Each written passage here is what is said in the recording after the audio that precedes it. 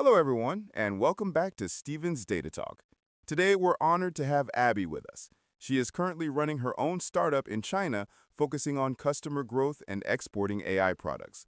She is also the host of the Xiaoyuzhou podcast, Feng Lang Jing. And she's an excellent podcaster. I'll put her information in the show notes later for everyone to check out. Welcome, Abby. Hello. Hello, Stephen. And hello to all the friends of Stephen's Data Talk. Can you briefly introduce your entrepreneurial journey? Yes, of course. Actually, I've had related ideas for a very long time.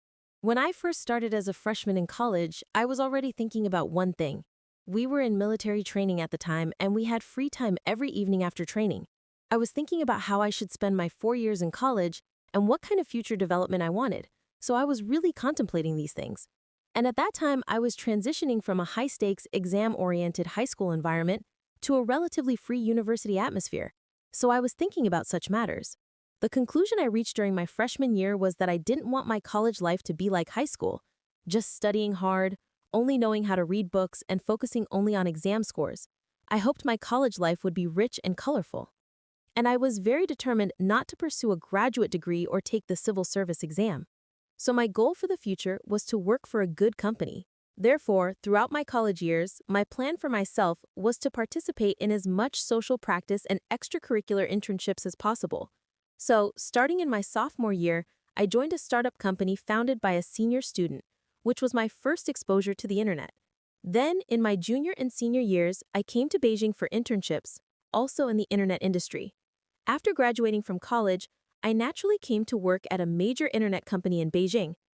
And while working at this large company, I also set a kind of 3-year, 5-year plan for myself at the very beginning. I thought about what I would be like in 3 years. What did I want to become? For example, I was in my early 20s, just graduated, so what would I be like at 30? A very, very clear voice in my mind told me that in the future I must have my own career. Maybe it would be my own studio, my own company, etc. The form wasn't that important. What was important was that it represented my need to take responsibility for things independently and autonomously, not just muddling along in a company. I wanted to have my own thing. So I had this awareness very early on. However, since I grew up in a family that wasn't involved in business, I didn't have much of a business mindset or experience. So the plan I made for myself was to work diligently and learn as much as possible during my job. From the very beginning, I positioned myself as a versatile talent with strong comprehensive abilities. At that time, I was working in marketing and operations. So, in my work, no matter what it was, events, content, users, product operations, etc., I would actively get involved. I also deliberately chose jobs in different development positions because that's the only way to understand the whole picture of the market rather than being confined to a small branch. For example, if I started with events and kept doing events for 5 or 10 years, I might become an excellent event professional, but I would be lacking in areas like growth or content. I wanted to become someone who could handle the entire marketing and operations field. So, with this idea in mind, and following my own plan, since our business involves both B2B and B2C, I also seized any suitable opportunities. Therefore, in my past experience, I've been involved in both B2B and B2C businesses. This includes marketing, platform-related work, and various subdivisions of operations. I've touched upon all of them. So, overall, I'm quite satisfied with my past development. It has built a solid foundation for me, giving me enough ability to start a business. And about a year or two ago, I consciously started to collect entrepreneurial information and ideas. For example, on Xiaoyuzhou, people would post about how to start small businesses and different ways to make money, and I would collect those ideas. But frankly, when you're not fully focused on it, the progress is quite slow. Maybe I'd only collect one idea a month or something like that. But it was a signal that I had started to take action, making me pay more attention to this matter. Then, 6 months ago, I started meeting people for offline coffee chats. The people I met were basically those who wanted to start a business or were already entrepreneurs. By talking to them, I gained a rough idea of why they wanted to start a business, what the initial trigger was, and how they acquired customers. After meeting about a dozen people, I gained some new insights into entrepreneurship, which made it seem less daunting. Then, very coincidentally, about 2 months ago, a very suitable opportunity came up and I started my own business. I'm a firm believer in the right timing, the right place, and the right people. This includes your personal capabilities and external developments. Everything just pointed to the fact that now was the time for me to start my own business independently. So, I went for it. To be honest, in the first few days after deciding to start the business, I felt quite anxious. I kept thinking, what if I fail? The future seemed so uncertain.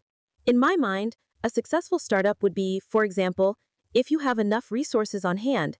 Let's say I've worked at a certain company for a long time and have a lot of client resources. I feel I can do what my old company does, so I start a similar company and bring my previous client resources with me. That way, I have my first batch of users and don't have to worry about future development. That's the kind of more certain path I had in mind. But at that time, I only had some experience and didn't really have any transferable clients or other resources. So, my startup was based on my past experience. And my entrepreneurial journey can be divided into two parts. The first part, during the first and second months, was more about business, smaller scale stuff. You could call it a small business. For example, since I had rich experience in customer acquisition, I could help others with that. Then, until the beginning of October, another opportunity suddenly came up and I started another venture in AI, which I'm doing with another partner. So, overall, my actual entrepreneurial experience isn't that long, but there was a long period of preparation beforehand. And now, I feel that starting a business, for me, is a bright and correct choice, at least for now.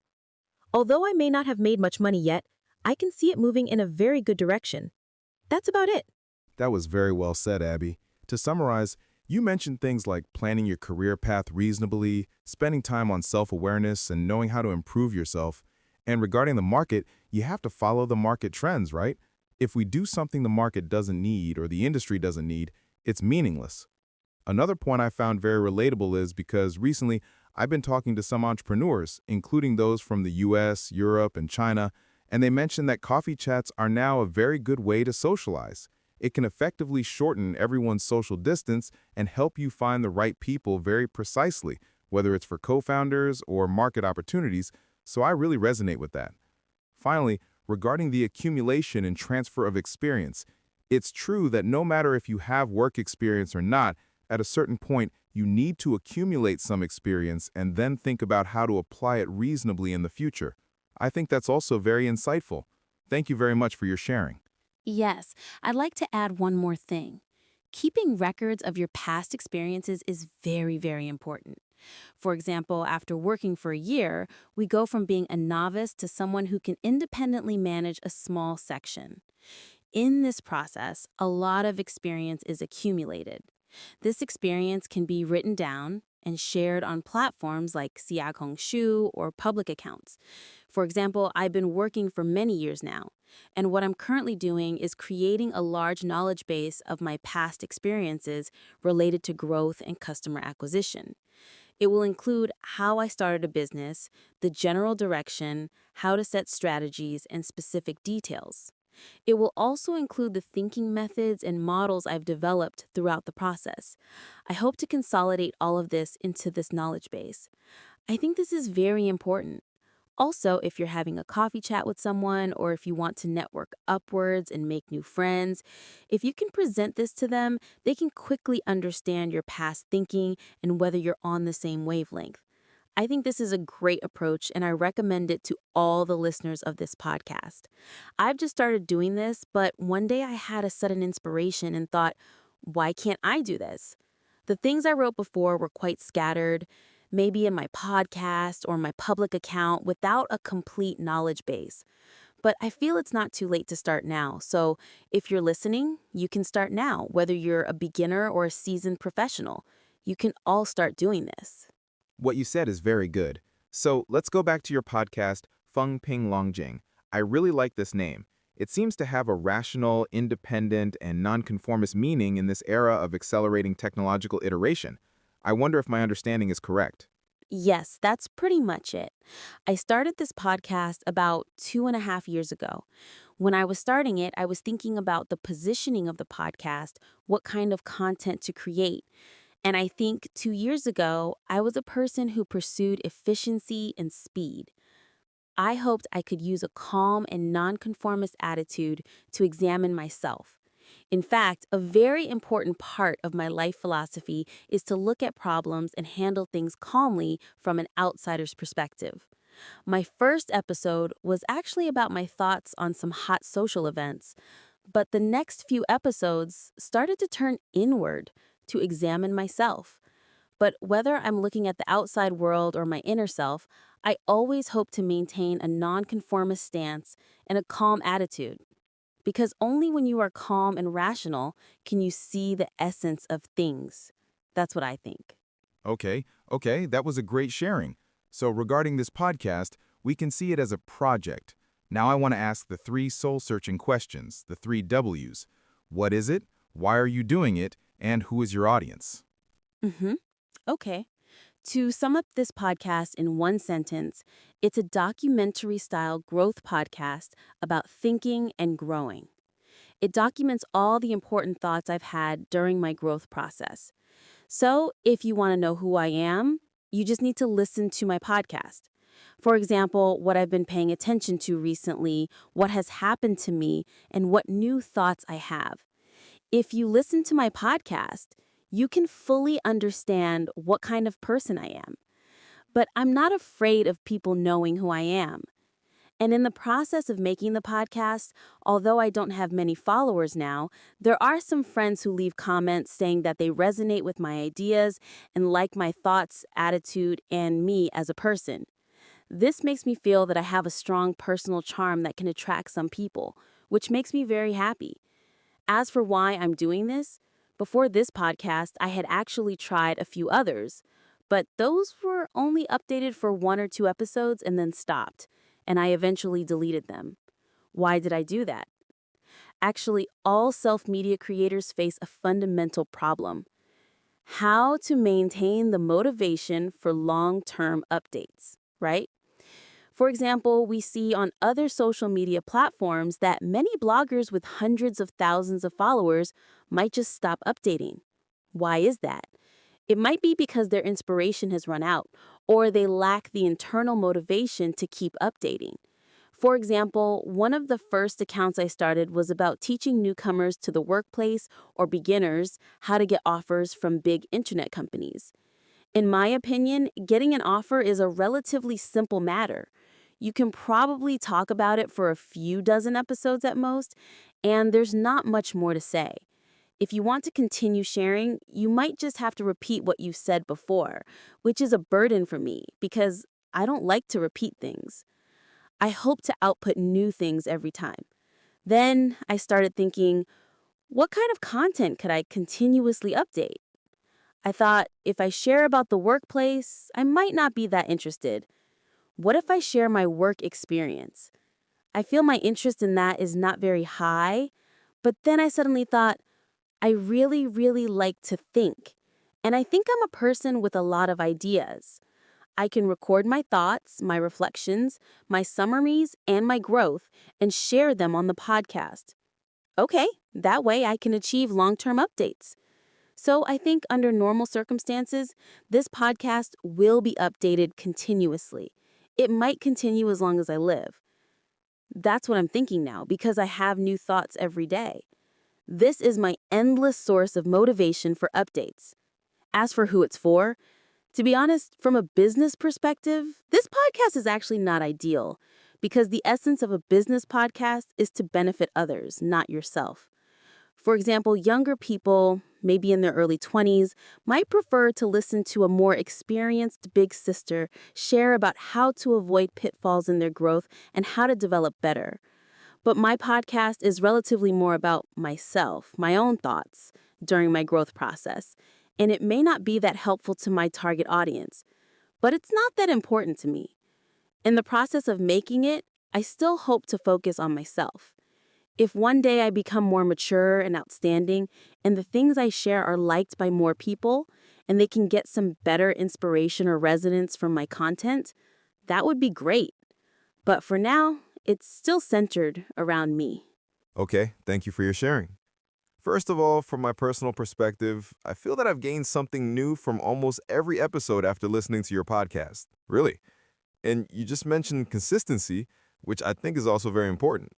Just like with my own podcast, I also hope to keep it going because I find that each episode is a process of mutual exchange. In fact, during the process, or when you look back and listen to old episodes in the future, you will always have new gains. I think this is more or less beneficial for everyone, including the listeners. Everyone can find what they need from it. So, speaking of perseverance, you've started your own business now. You also mentioned some future plans. So what are your plans for the next 5 years? For example, will you persist with your startup, or will you also make adjustments based on different opportunities? For instance, if a better big company comes along, will you pause your startup? Will you have such considerations? Anything is possible. Yes, because I'm a firm believer in the right time, the right place, and the right people. This phrase has probably been mentioned for the second time in this short 10-20 minutes, right? 3 months ago, I was still working at a company. I never thought I would start my own business. I never imagined that 3 months later I would be in this state. And 20 days ago, I never thought I would be working on a project to go abroad. And maybe a month from now, I might find some new opportunity and be doing something new again. So my future is both certain and uncertain. But I really, really like this state. What is certain? I am certain that my future will be relatively bright and will get better and better because I am a very confident person. I feel that I have always been thinking, growing, practicing, and doing things with executive ability. And in the entire process of growth, I have maintained my original intention of being reliable, sincere, positive, and upward. So I'm very confident in myself and very sure that I will have a bright future. So I am very sure of this state. No matter how the future develops, as long as you follow the principle of the right time, the right place, and the right people, I will definitely be able to develop well. Of course, this well may not necessarily mean how successful I will be in the secular sense, but that I feel very happy and content. And that's enough. And the uncertainty will bring me new challenges and excitement. I am also a person who likes to meet and accept challenges. I like innovation and creation. So, the general direction and the future trend are very bright. But the specific things to do are still unknown and will have some challenges. I think it's like a blind box. You don't know what the future will hold. Maybe there will be a good opportunity in the future, and maybe I'll go back to a big company. And maybe in 3 years, I'll achieve financial freedom and be vacationing in Hawaii or the Maldives. Anything is possible. That's a great way to put it. So let's go back to some of the experiences during your entrepreneurial journey. Have you encountered any major difficulties in the process of starting your business? And could you share with us how you solved them?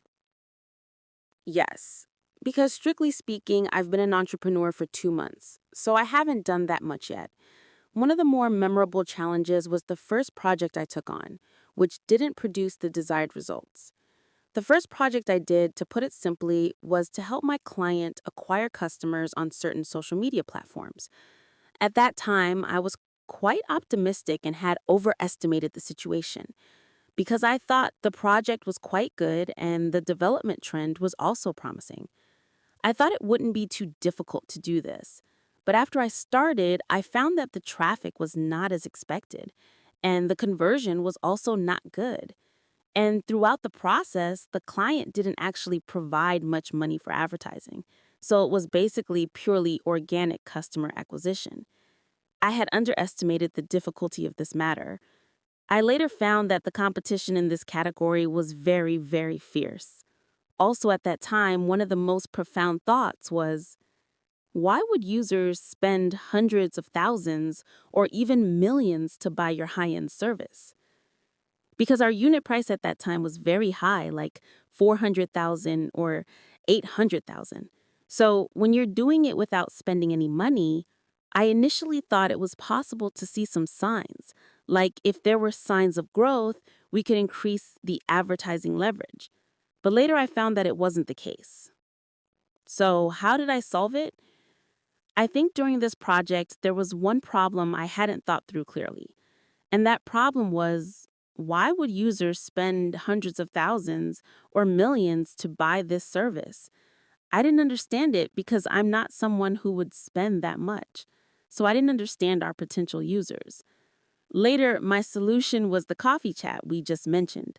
I specifically talked to someone who had made a similar purchase before. I asked him how he made the decision and why he bought it. I also asked him to help me analyze how he would view this matter if it were him.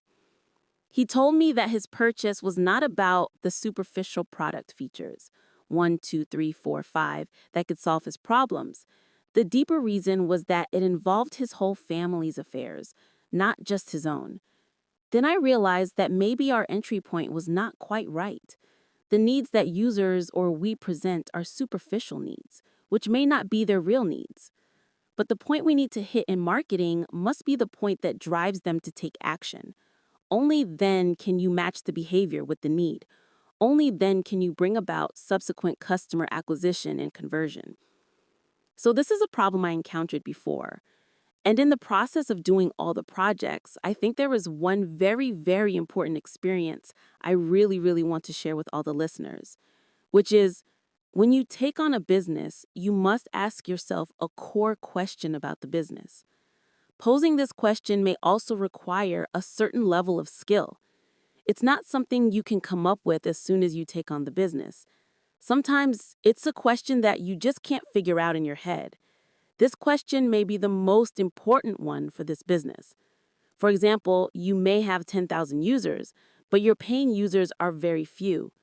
The most difficult question you may encounter in your mind is, why don't users pay? This may be the most fundamental question. For example, why would users choose us? This may be another question. So, in the process of doing business, as long as you raise such a question, you are halfway to success. Then the other half is to answer this question. You may not be able to answer it at the moment. You may need a few months to answer it. But in this process, you must always ask yourself this question: why is it like this? Then when you have the answer to this question, you will find that many things become clear. And after you have such an answer, everything we do in the future must be centered around this answer. This is very crucial. And it's also a very valuable experience I've gained after starting my business for so long. That's very well said. I believe everyone can get some ideas on how to start a business or solve problems from Ebby's passionate sharing. So, no matter what we do when we start a business, especially in the tech industry, many people will mention the MVP. That is, everyone should first make a demo. I want to ask because there are many entrepreneurs now. For example, there are some entrepreneurial communities in London. They advocate for small teams to start, like 1 or 2 people. Do you agree with this approach? That is, a small team, no financing, just building the product, and then a quick MVP, and then after getting financing, doing other things? Or do you prefer to find a full-fledged team and then do things? Oh, I lean towards the first one. Definitely the first one. Yes. Here's the thing. First of all, I think entrepreneurship requires a constant sense of hunger. I've done some research on a very famous venture capital firm in China. I looked at the projects they invested in this spring, and for each project that I was interested in, I searched them one by one. I found that after a few months, they were still in a state of basically no change. There was no movement at all. Their iteration and updates were too slow.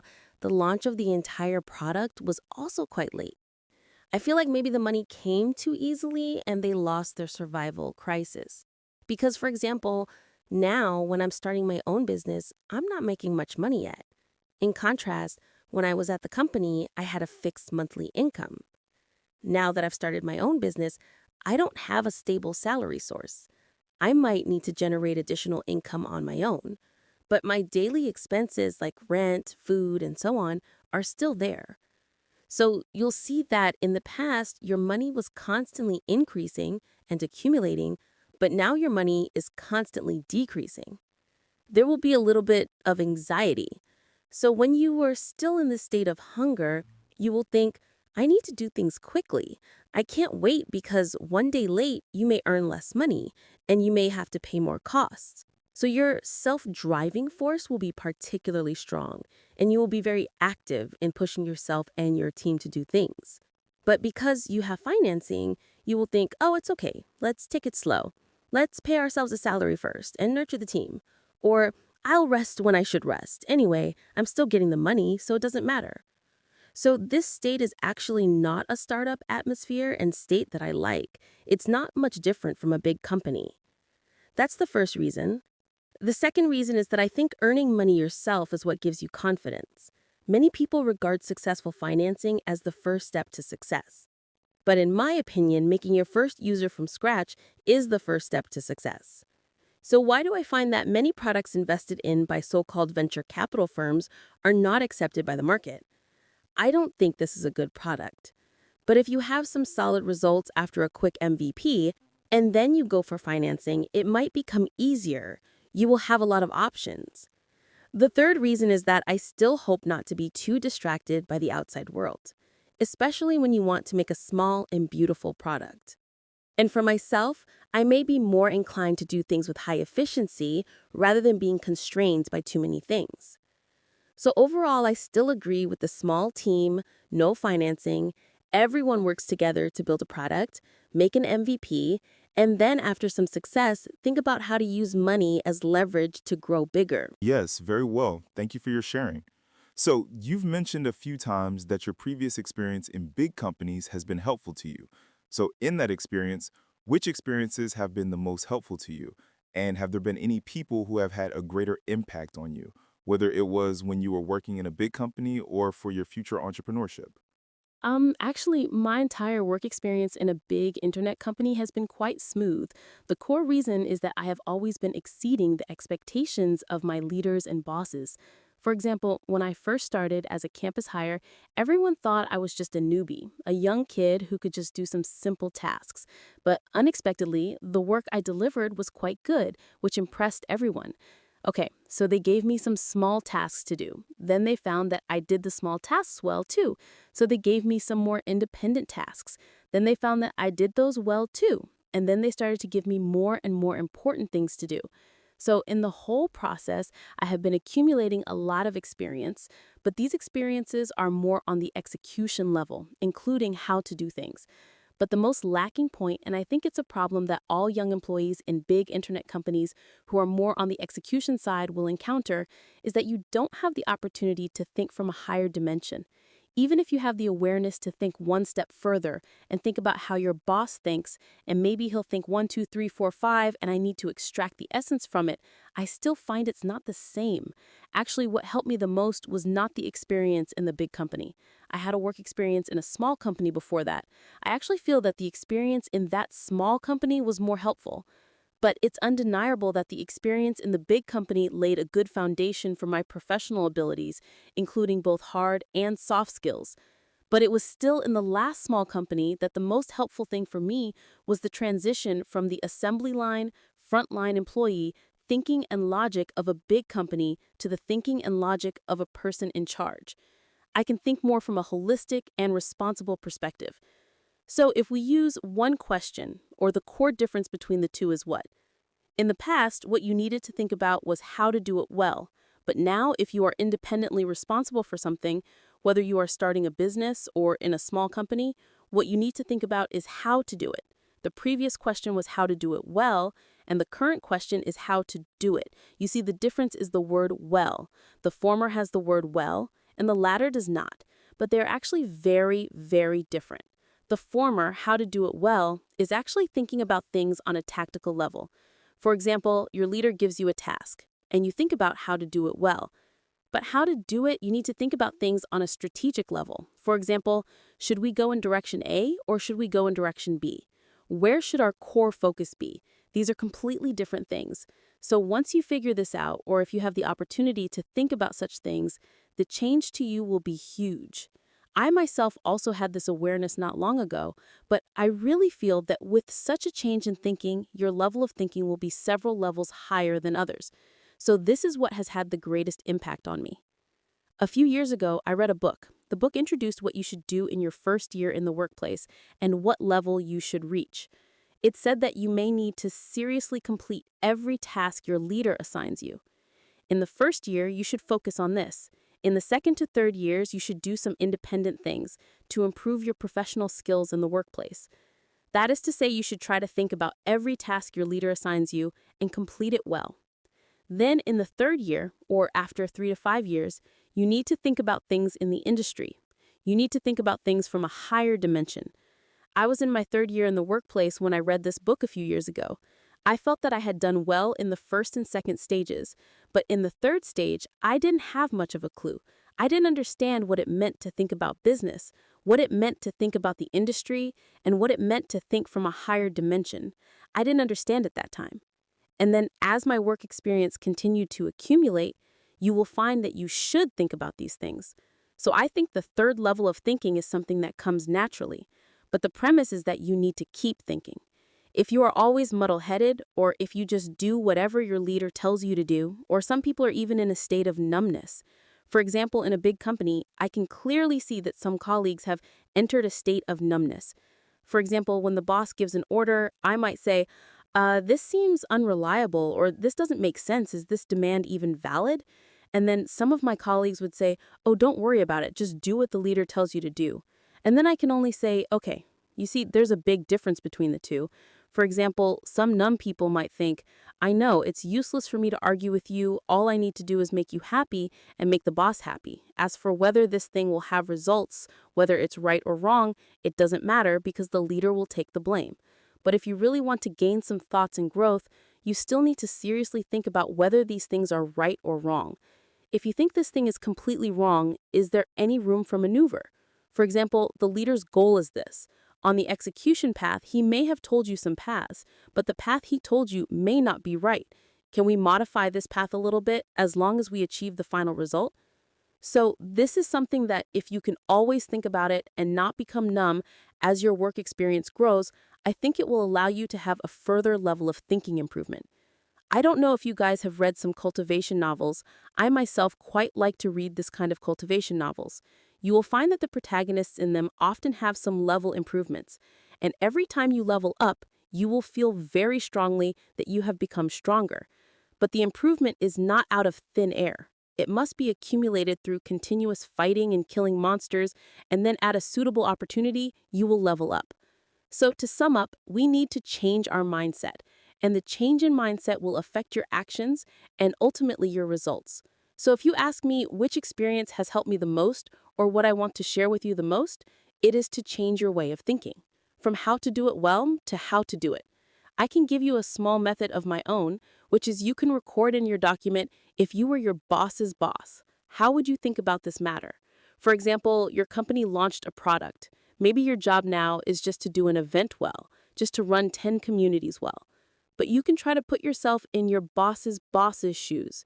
You will tell him, we launched such a product. I hope its user activity will reach a certain level. We hope to have a certain amount of revenue. To achieve such a goal, what should I do? And then 1, 2, 3, 4, 5. You will suddenly find that after you have such a thinking, sometimes you can understand your boss's thinking direction. Sometimes you may feel that the leader's thinking is not enough, yes. So if his thinking is not enough, is it possible to discuss it with your boss? For example, the boss proposed paths 1 and 2 to achieve the goal. Then you suddenly thought of 3. If you tell your leader at a suitable opportunity and share with him, hey, I think 3 is also possible. If he thinks it's okay, he may let you be independently responsible for this matter. So you can go from being a very executive person to someone who can start to manage a small matter. It's equivalent to doing things more independently. So this is actually beneficial whether you want to develop in the workplace or start a business in the future. That's about it. And then you also mentioned which people have the greatest impact on me. Actually, there isn't a specific person. It's all the people and things I've encountered that have comprehensively influenced me. Because on my podcast, I often mention, for example, a person I met last week or some colleague of mine or something like that. From their words and deeds, from the way they do things, what thoughts I have gained, and so on. There will be many small things. For example, I have a colleague who is very good at handling interpersonal relationships. Whenever someone helps him, he might treat them to milk tea or something like that. I think that's quite good because I'm the kind of person who tends to neglect such things. I might be more focused on work. But when I see his behavior, it may also subtly influence me. So this is also the second core point I want to share with everyone, which is that you should observe and learn more from the people around you. You may not particularly like some of your colleagues, but they may have some good points that you can learn from. There are some people you may like very much, so you can learn from the parts of them that you think are good. You see, like a child growing up is a process of imitation. It's the same for us in the workplace. You go from being a workplace novice to an experienced workplace person. In the process, we can imitate all kinds of people, whether you like them or not. We can all learn from their strengths and avoid their weaknesses. That's about it. It's very exciting. I feel like I've learned a lot. To summarize, it's that in addition to focusing on doing one thing and one project, we should also communicate with others more. We should have a habit of thinking from others' perspectives. This way, we can broaden our horizons and see the same thing from different angles. Finally, we must think proactively. I can tell that at every stage, whether it's a project or communicating with someone, you will proactively think about whether there are any blank spots, whether there are any potential problems that have not been considered. I think this is really rare, and you can maintain your passion for your career and work for such a long time. I think this is really rare because now there are many friends I've talked to who work in big companies, including in the Bay Area, who are also in big companies.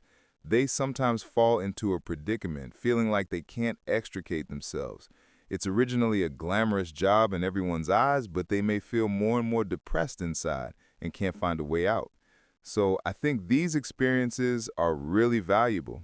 In fact, many times if we think from a different perspective, we may be able to get out of that predicament. Yes, and I want to add or ask a question. For example, the friends you just mentioned who are living a very depressed and difficult life, why do they have to stay there? That's a very good question. Let me give you a few examples. The first one is a friend in the United States who is working on machine learning and data annotation, and he's considering what to do next. The account he runs on Xiaoyuzhou is about self-cultivation. In other words, he may return to China to develop in the future, find a place with beautiful scenery and a healthy lifestyle, and start his own B&B and small projects. So, for him, he feels that he doesn't really want this to be his lifelong career. He's exploring other possibilities. Another example is a friend who works in an internet company. In fact, the tool he developed is something that everyone would know if I said it. But for him, he said that many of his friends and colleagues are always looking at startup projects and always want to try other things. They've made many MVPs in their startup projects. I have seen many of the websites he made himself. It's an AI note-taking software, which is very well done. But he said that after everyone tries it, they find that in the United States, they may be very skilled in technology and can make an MVP, but sometimes they lack experience in marketing and business. Or when it comes to fundraising, it may be that, as we say, to put it bluntly, the Chinese community is known for its technical skills. Everyone is focused on technology. But in terms of things like fundraising and business, they may not be as good as other groups. So they have different choices. Some people are considering a completely different path in the future to do other things. Some people want to start their own businesses based on their professional experience. But no matter what, I think, including myself, after working in my previous company for a period of time, I inevitably had such a predicament. I still feel that my life should not be too monotonous and I should do other things. But I believe that no matter what kind of situation, there is a saying, people move, they live. Trees move, they die. I still agree with this saying, that is, people sometimes need to make changes because you don't know your potential. Of course, it's not to say that everyone should change aimlessly. If you have a clear direction, just try it boldly. It may not be a bad thing. Yes, yes. I think what I heard in there is a point about self-consistency. I myself am a very self-consistent person, and I hope to influence everyone I know to become self-consistent. Because, as you just said, when a person moves, they are alive. So why do you have to force yourself to stay in an environment that is not self-consistent? For example, I have changed jobs a few times in the past, And the core reason for each job change is that you are not comfortable in that environment. For example, the first time I changed jobs was because I felt that the job was too simple, and my leader didn't see my potential. He was always assigning me to do things that might be valuable to the company but were simple and had no growth for me at all. I thought, no, this is not working. The second job, I thought the business was very good and I liked it very much. But the whole thing was stuck in the structure of the workplace environment. We often had to do reports and do some superficial things. I wanted to do real things, so I left. So when you encounter a situation, we can change it, right? For example, some people really want to start a business or hope to achieve financial freedom through entrepreneurship, or even not financial freedom, but psychological freedom. For example, many people in big internet companies face great pressure. So why do you have to live in such an environment when you know the pressure?